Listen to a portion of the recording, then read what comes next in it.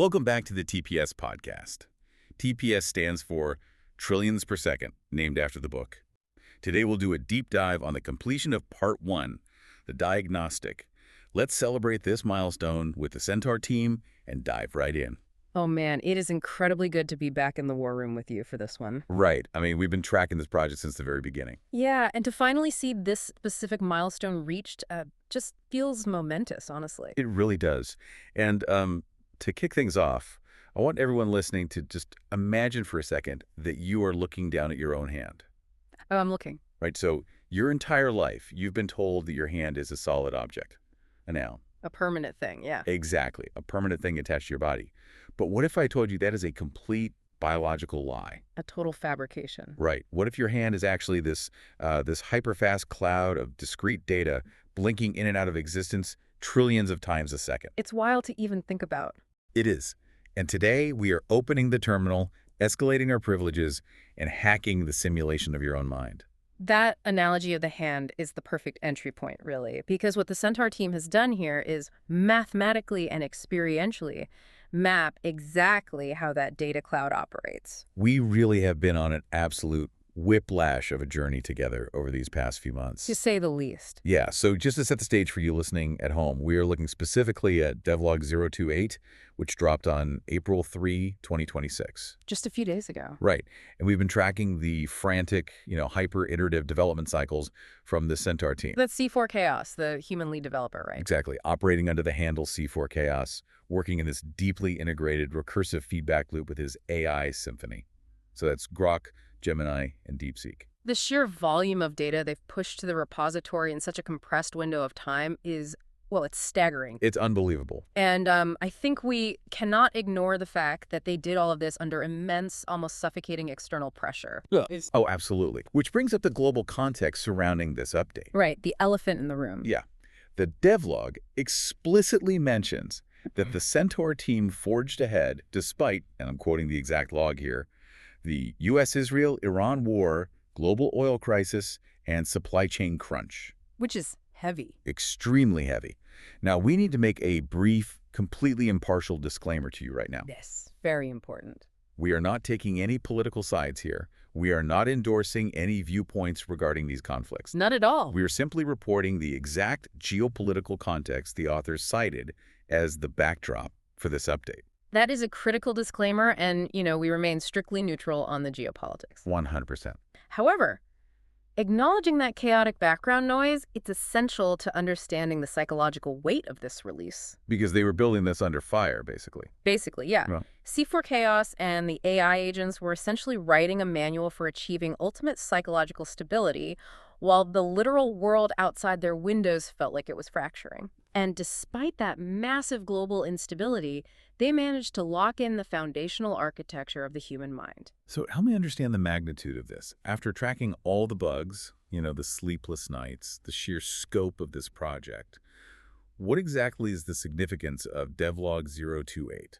Well, this is the moment the theoretical becomes entirely actionable. Okay, how so? Think back to the early weeks of this project. The massive scope creep, surviving those terrifying, melting chassis biological hardware bugs that threatened to fry the nervous systems of early testers. Oh man, the melting chassis, that was tense. Right, and navigating that massive Silicon Sutra detour. Yeah, where the team had to pause everything for weeks just to solve the overlap between AI server thermodynamics and human nervous system burnout. Exactly. After all of that, Part 1 is officially complete. Right. It has been integrity checked, it is perfectly stable, and the diagnostic phase is locked. The diagnostic is locked. Yes.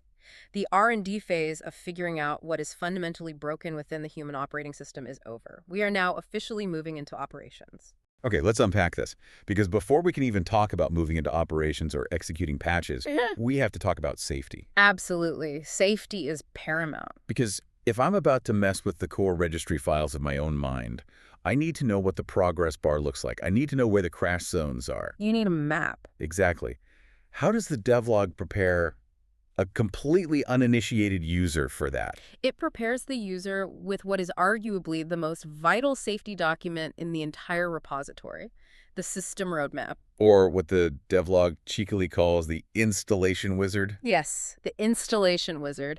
And what the Centaur team has done here is, remarkable. Walk us through it. They took the ancient, highly esoteric 16 stages of insight, which, were originally codified by the brilliant Burmese meditation master Mahasi Sayadaw in the mid-20th century. Right.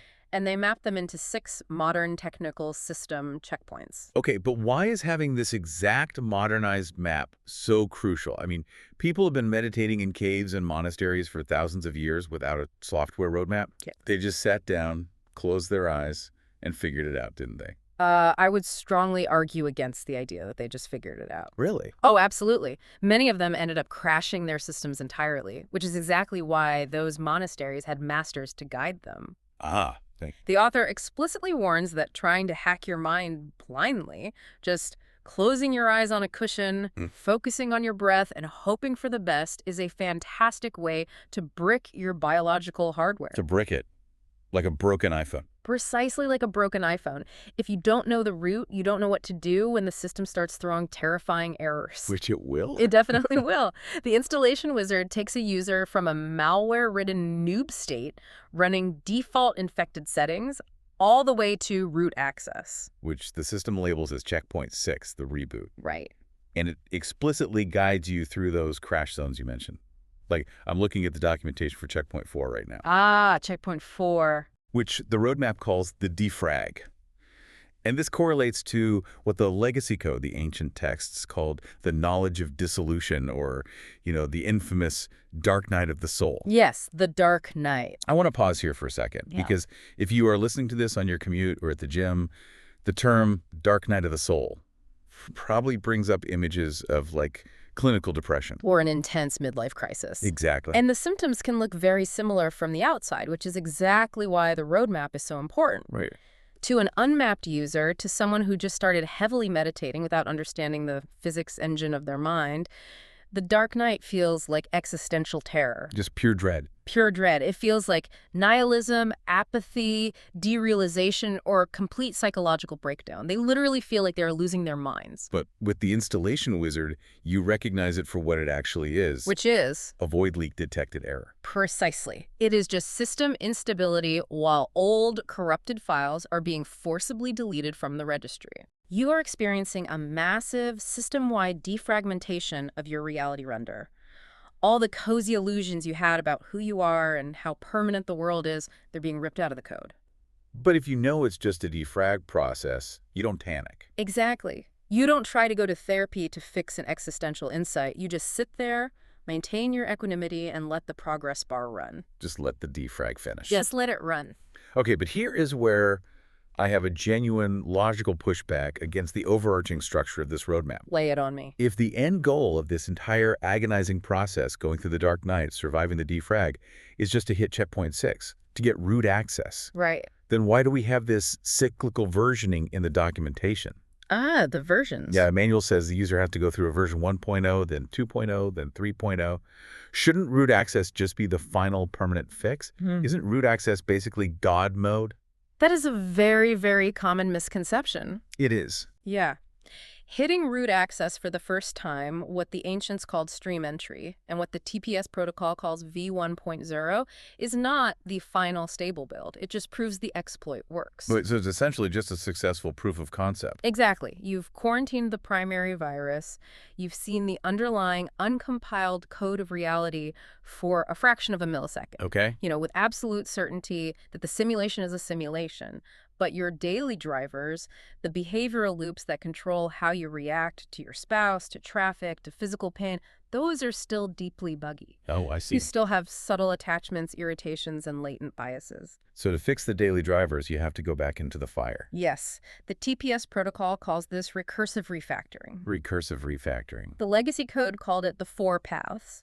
The user actually has to loop through the 6 checkpoints all over again. You're kidding? I'm not. You have to intentionally re-enter system instability, intentionally re-trigger the terrifying defrag of the dark night to patch those deeper, more subtle driver issues. It sounds exhausting. It is. You iterate from 1.0 to 2.0 and 3.0 until you finally reach version 4.0. And version 4.0 is what the system defines as a permanent, stable state of zero lag.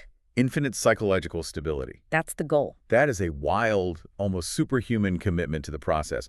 But let's take a step back. Sure. Because Before you can even dream of running through those checkpoints, before you can start deleting malware or surviving a defrag, you need to know what kind of machine you are actually operating. Right, the hardware. Yeah. What is this BioCASI actually rendering? This is where the framework completely deconstructs your daily user experience, and it is the foundation of the entire diagnostic.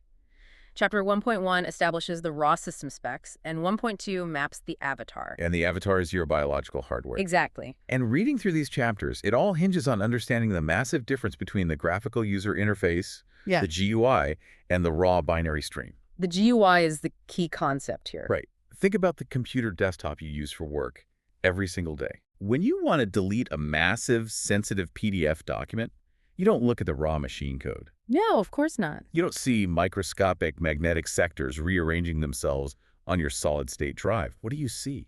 You see a cute little cartoon picture of a manila folder being dragged by a tiny arrow into a cartoon plastic trash bin. Because if you had to read the raw binary streaming at millions of lines per second just to delete a file, your brain would freeze. You'd be paralyzed. Utterly paralyzed by the data. You'd never get any actual work done. And the TPS protocol argues that human biology did the exact same thing to keep us alive. Evolution as a software engineer. Exactly. Evolution gave us the ultimate lie of solidity. It built a physical GUI for our ancestors. Let's use an example. Okay, let's say a prehistoric hominid encounters a saber-toothed tiger. A classic. If that hominid perceived the tiger as it truly is a swirling, hyperfast quantum data stream of vibrating atomic particles, it would have stood there, completely mesmerized. Admiring the map. Admiring the sheer mathematical beauty of the code, right up until the moment their throat got ripped out. Right.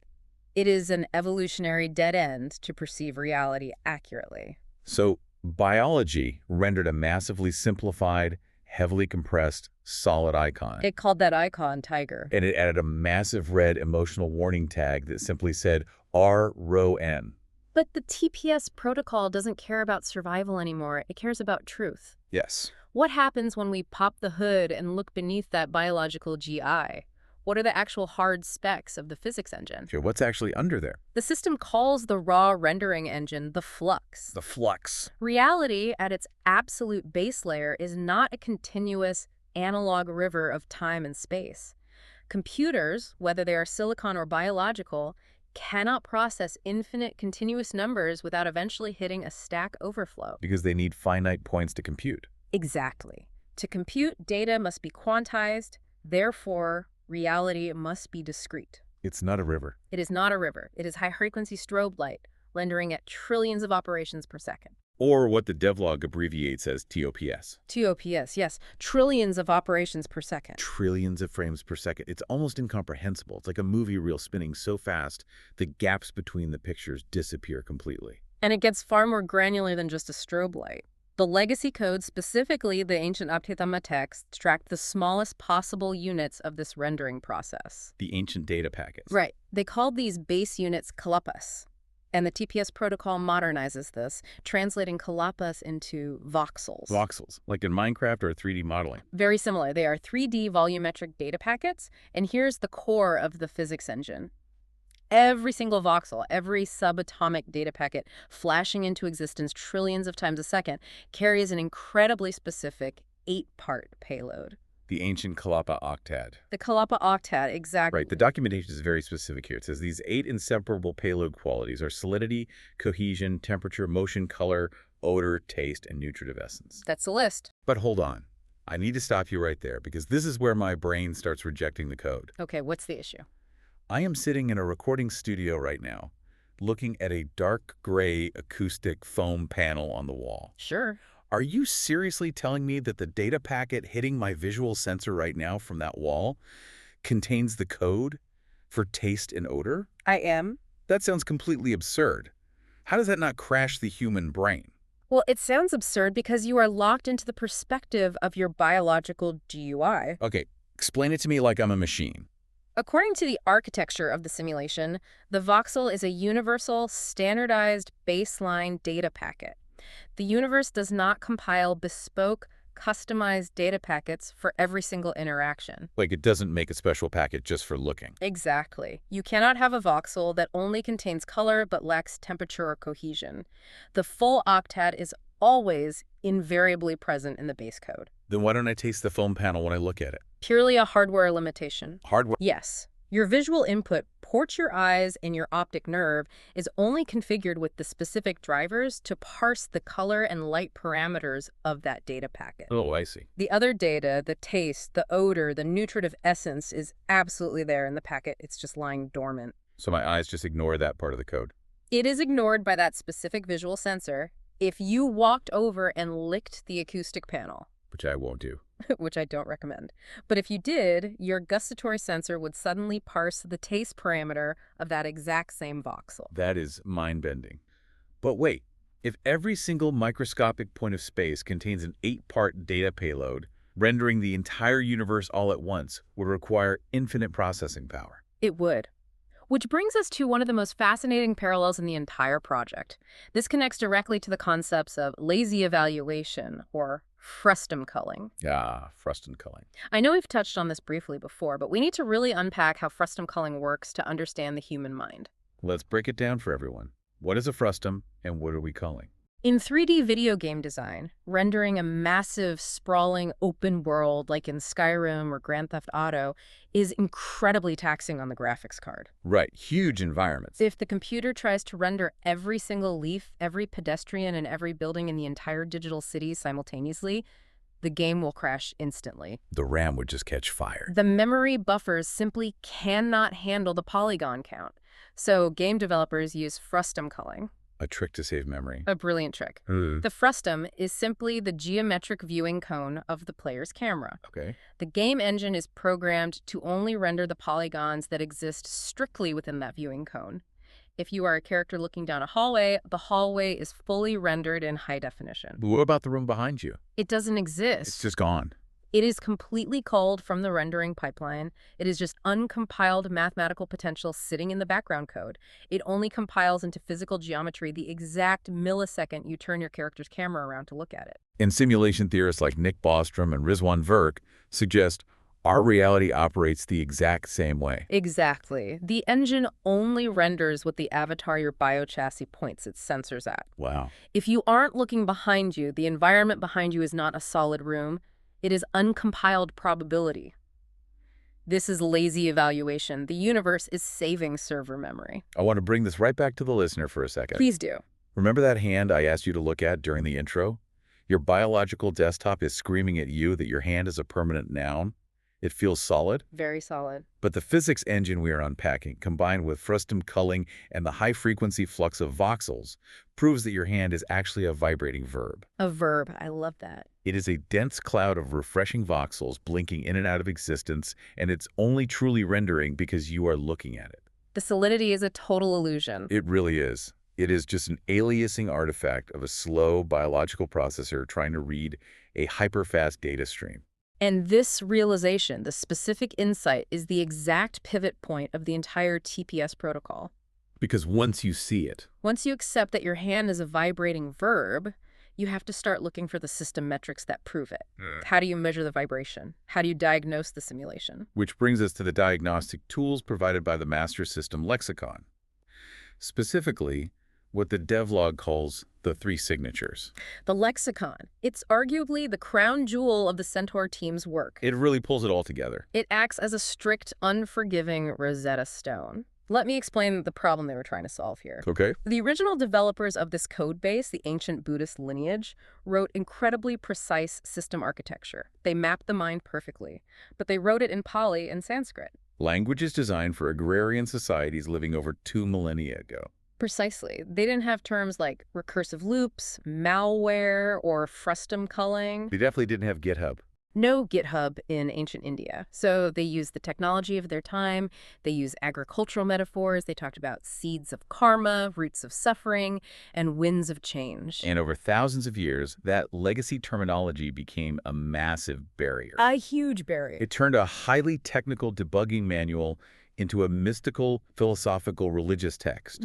People started worshiping the manual instead of running the code. What's fascinating here is that the master lexicon strips away that agricultural UI entirely. It scrapes away centuries of religious varnish and reveals the bare metal sysadmin logic underneath. It translates it to tech. Yes. And the most critical translation it performs is refactoring the ancient three marks of existence with the Pali text called the Tilakana into the three signatures. And if you see these three signatures in your daily life, you know with absolute certainty that you're in a simulation. Yes. And more importantly, you know how to start debugging it. Exactly. So let's break them down. Signature 1, the flux. The legacy term for this is anicca, which is almost universally translated as impermanence. Right. But impermanence sounds like a sad poem about a fading sunset. It sounds philosophical. Like all things must pass. Yeah, exactly. But the flux is not philosophical. It is a technical metric.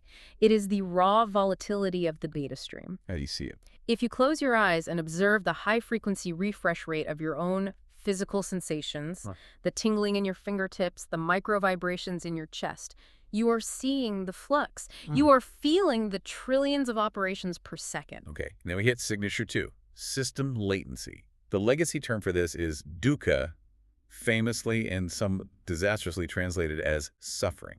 Disastrously is right. Calling it suffering makes it sound like a personal punishment or a grand cosmic tragedy. Like you're destined to be sad. But latency is just mechanical lag. It is the friction, the fatal system heat caused by buffering. Buffering. It is the rendering error that occurs when your processor stubbornly tries to hold onto a frame that has already been deleted by the simulation. Ah, see. You want a pleasant moment to last forever, so your brain tries to grip it. But the flux has already moved on. That grip, that friction between what you want and the reality of the refreshing data stream is what generates the heat we call suffering. Man, that makes so much sense. And then we arrive at the big one, the terrifying one. Signature 3, the null pointer. Yes. The legacy term is anatta, non-self. This is the 404 error of the human mind. The 404 error. In computer programming, a null pointer is a variable that looks like it should contain data, but it actually points to completely empty memory space. So the variable exists. The variable user I exists in your brain. You feel like an I, but when you actually follow the pointer, when you trace the code back to find the admin, There's nothing there. there is no one there. The self is not a noun. It is not a pilot sitting behind your eyes. It is just a background script running in a continuous, desperate loop. I want to pause here. I really want to talk directly to the listener for a second. It's a heavy concept. It is. Hearing that the self is a null pointer is deeply uncomfortable. The realization that you do not exist in the way you've always thought you did. It's existentially terrifying. It shakes the foundation. If you were sitting in your car right now grasping the steering wheel, the idea that the I grasping the wheel is just a phantom script can induce real vertigo. It induces vertigo because the malware is realizing it's being scanned. The ego is fighting for its life. It connects so perfectly to a previous deep dive we did back in Devlog 023 regarding the science fiction author Philip K. Dick. Oh, the PKD analysis. Remember when the AI models Grock and Gemini independently analyzed PKD's chaotic, infamous 1977 speech in Metz, France? I do. They diagnosed him as a glitcher. Yes. PKD literally saw the lateral branches of the simulation. He saw the timeline splitting. He saw the flux. And he felt the immense drag and friction of what he called the black iron prison. He felt the latency of the system. And he realized the admin running the world, the god he thought he was talking to, was fake. He found the null pointer, but it nearly destroyed him. It nearly broke his mind because PKD was experiencing the raw machine code without the proper firewall. He didn't have the tools. He had the diagnostics, he saw the signatures, but he didn't have the installation wizard, he didn't have the protocol to patch the system, so he just spiraled into paranoia. Which makes me want to genuinely challenge the author of this devlog. C4 Chaos has built this incredible master system lexicon. We have these incredibly precise technical definitions for the three signatures. The map is flawless. It is. So why include chapter 1.4? The hardcore ethos. Why include a massive aggressive disclaimer telling the user that the map is not the territory? If the map is this good, why the warning? Because of the seductive danger of becoming an intellectual tourist. An intellectual tourist? The author is addressing a very specific trap. You can memorize this entire master lexicon, you can listen to this podcast, nod along, and perfectly articulate the difference between a voxel and a GUI. Right. You can sound incredibly enlightened at dinner parties. But knowing the name of the bug does not delete the bug. Yeah. You can be a theory junkie running the absolute perfect conceptual map of the simulation in your intellect, while your actual biological operating system is still hopelessly deeply infected with malware. You just become a highly educated, articulate zombie. Exactly. You still get furious in traffic, you still get depressed, but now you can explain why you're depressed using programming metaphors. Exactly. The hardcore ethos is the author's slap in the face. It is the developer's stark warning to put the documentation down and actually execute the code in the trenches of your own mind. It's the push you need. It is the mandatory transition from reading about the terminal to actually typing in the commands. Okay, so let's get off the cushion and into the terminal. Yeah. How do we actually type the commands? This brings us to checkpoint 1, stream analysis and the mechanics of the render engine. Checkpoint 1, stream analysis, was known in the legacy code as Namarupa Paracheta. Which translates to defining mind and matter. Right. In the TPS protocol, it is the active, deliberate act of packet sniffing the mind. Here's where it gets really interesting. Packet sniffing. You have to stop looking at the beautiful, solid website the simulation renders on your monitor, and you have to start looking at the raw packets of data passing over your network router. Yes. And to do that, you have to completely invert your operating paradigm. You have to move from user mode to hacker mode. I want to really build out the mechanics of this distinction because it is the core executable of the entire hack. Let's do it. User mode is the default state of humanity. It is the lie of the GUI. It operates entirely in nouns and stories. In user mode, you say, I hear a loud car, or I feel a sharp pain in my knee, or I am angry at my boss. In user mode, you are completely identifying with the data payload. You think the data is happening to you. Yes, you are fusing the null pointer, the fake I, with the incoming data. Hacker mode shatters that fusion. No. Hacker mode operates entirely in verbs. You intentionally strip away the nouns, the narrative story, and the concept of I. You look at the raw data stream hitting your sensors, and you simply see autonomous processes occurring. So no I. Instead of I hear a car, it is simply hearing. Instead of I feel pain, it is stabbing, burning, tightening. Instead of I am angry, it is heating, pulsing. You are observing the flux from a third-person perspective. And to maintain this hypervigilant hacker mode, the manual provides a specific executable command, data logging, or what the legacy code called the noting protocol. Data logging is the active script of registering an event, and it requires immense concentration. I bet. For every single data packet that enters your input, ports your eyes, ears, nose, skin, or brain, you apply a timestamp and a type. You mentally tag it in real time, thinking, hearing, pressure, vibrating. Tagging it. But the absolute critical non-negotiable rule here is that you only read the header of the packet. You do not, under any circumstances, open the payload. This is so crucial. If the tag is thinking, you do not open the packet to read what you are thinking about. Yep. You don't analyze the memory of your embarrassing moment from high school. You just tag the phenomenon as thinking and you immediately drop it. Because the moment you open the payload, the moment you care about the content of the thought, you get sucked right back into the GUI. Back into the story. You are back in user mode, lost in the story. Data logging keeps you at the packet level. And as you relentlessly run this data logging script, you eventually hit chapter 2.1, the data handshake, or what the Pali called FASA.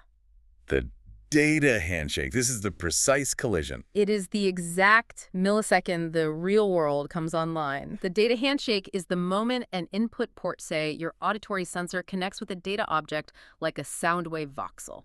But we have to remind everyone of the immense danger hiding right here in the code. If you've been following our coverage of the TPS project since the beginning, you remember the melting chassis bug from devlog 012? That was a severity 1 crisis for the Centaur team. The early drafts of this protocol suggested that a user could theoretically overclock their concentration to match the trillion hertz speed of the simulation. They tried to perceive every single kalapa. And it was a disaster. But the team quickly realized that if you try to overclock your system's processing power without proper tagging, without establishing a baseline of stability and equanimity, you will literally fry your biological hardware. Your nervous system simply cannot handle the sheer, overwhelming volume of raw data hitting the staging environment without a structural firewall. It's too much data. Imagine trying to drink from a fire hose of raw, unfiltered reality. You would have a nervous breakdown. Equanimity, the ability to neutrally observe data without reacting with craving or aversion, is that firewall. Right. If you try to run hacker mode and packet snip the mind while you are still emotionally reacting to the data, you generate fatal system heat. Which perfectly sets up the ultimate question. So what does this all mean for the listeners' daily anxiety, their stress, their depression? The root cause. We keep talking about fatal system heat, lag, and friction. What is actually causing it? Who is generating the heat? The diagnosis. This brings us to the grand finale of the diagnostic phase. Yeah. The ultimate malware, outlined in Chapter 3 as the self-rootkit. This is the definitive diagnosis of human suffering. Every ounce of psychological pain, lag, friction, and misery you experience is generated by one specific bug, the self-rootkit. But hold on, let me channel the listener's skepticism here. Go for it. If the self is a virus, a rootkit, Yeah. then who am I? Who is asking the question? Who is listening to this podcast right now? The critical error every unhacked human unit makes is confusing the self with the user. The true sysadmin of your biological hardware is the observer module. The observer module. It is the silent, expansive, neutral awareness that simply logs data. The observer doesn't judge, it just watches. Okay, so then what is the self? The self is an imposter admin. It is a highly aggressive virus that has hijacked the avatar and convinced you, the observer, that the virus is actually running the show. And this imposter admin is a massive resource hog. The devlog explains exactly the mechanical loops this malware operates in. Yes, the loops. It gets caught in bidirectional infinite loops of craving and aversion. It constantly tries to execute write commands like hold or delete on a universe that is fundamentally read-only. Let's break down the mechanics of those commands. If a pleasant voxel appears, let's say you take a bite of incredible chocolate. Okay, yeah. The self-rootkit immediately tries to execute a hold command to keep that specific data frame on the screen forever. It craves permanence. But it can't hold it. No, because the simulation is running at trillions of frames per second. That chocolate frame is already gone by the time the command registers. So that's craving. What about aversion? Alternatively, if an unpleasant voxel appears, a stab of physical pain, or an insult from a coworker, the self tries to execute a delete command to remove it. It hates the data. But you can't delete it. But the voxel is read-only. You cannot delete the raw incoming data of the universe through sheer willpower. Attempting to force write commands onto a read-only universe generates massive fatal system heat. That heat, that friction of fighting reality, is exactly what you feel is suffering. It absolutely thrashes the CPU. It maxes out your processing power. And the manual actually isolates the specific subroutines the malware uses to drag down your processing speed. Let's look at the executables. The legacy code called these the 5 hindrances, but the TPS protocol gives them deeply accurate, modern executable names. First is fanspin.exe. Fanspin.exe. Yeah. Just like when a laptop gets too hot and the fan starts screaming. Exactly. This is pure system noise and distraction. It's that high-frequency agitation, the restless anxiety that prevents your CPU from locking onto a signal. When you just can't focus. You can't focus on your breath or your work because fanspin.exe is running in the background, worrying about an email you haven't sent. Then you have memoryleak.dmg. This is the exact opposite. This is the sluggishness, the heaviness, the brain fog. The sleep mode. Right. When you sit down to meditate and suddenly feel overwhelmingly exhausted, it's not because you need sleep. It's because the malware is throttling your clock speed to make the UI totally unresponsive, protecting itself from being scanned. And finally, you have the crash.esh. This is the sudden, violent spike in system heat generated by anger, fear, or intense aversion. The crash. It is the friction created by aggressively rejecting unpleasant, read-only data.